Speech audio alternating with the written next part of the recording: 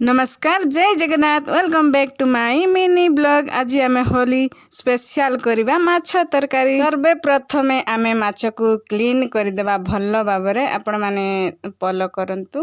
देख पारे मुझे क्लीन कर दउछि। आपण मानकु माछ तरकारी खाइबा को केमिति लागे मते कमेंट रे कहंतु। क्लीन एई सारिबा परे मु माछ को काटी नउछि देखि पारुथिबे पीस पीस करिकि। आ आपण मानकु माछ काटिबा को केमिति लागे सेटा भी कमेंट रे कहंतु।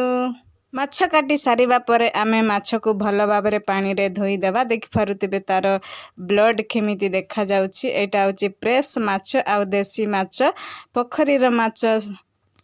सबु काम सरिला परे आमे सर्वप्रथमे निया लगे कि तापर माछटा को छाणी दबा। देखि पारुथिबे मु एबे माछ को छाणी नउछि। आ माछ चाणी चणा सरिला परे आमे ताकु रोसई करिबा तरकारी करिबा। Happy Holi all of you. आशा करूछि आपण माने भलरे दिबे। मु भी बहुत भलरे अछि। आ देख पारुथिबे हमर रोसई पाकापाकी आरंभ हो जाइछि।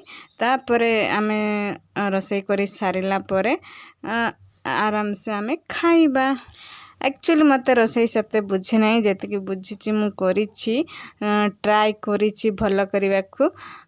एतिरे कोनोसी मसला पड़िबो नाही जा अधा रसुण पड़िबो। आ एक्चुअली एटा ही देसी खाद्य रे बहुत किछि मसला पड़े नाही। माछ भी देसी तो आमे देसी स्टाइल रे आमे बनाइले। आज पई एतिकी रहउछि। जय जगन्नाथ पुनी देखाबो।